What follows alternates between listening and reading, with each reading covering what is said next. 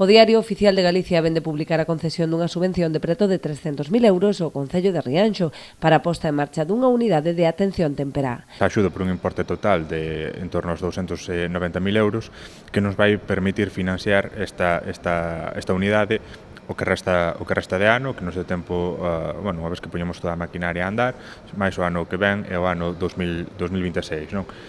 O Executivo comezará agora co proceso para a licitación do servizo tras un longo período iniciado con anterioridade para coñecer as necesidades e a demanda das familias. Xa se foi facendo ese traballo previo con pediatras, tanto do centro de saúde como do clínico e de outros centros sanitarios, coas AMPAs, co persoal directivo, en particular cos departamentos de orientación de cada un dos centros escolares. Bueno, un traballo que se foi avanzando, que tamén tuvo tamén xa unha fase de contacto con algunhas destas familias, particularmente con casos que necesitaban quizás unha intervención xa moi urxente, pero o que nos toca é poñer en marcha todo ese traballo administrativo que require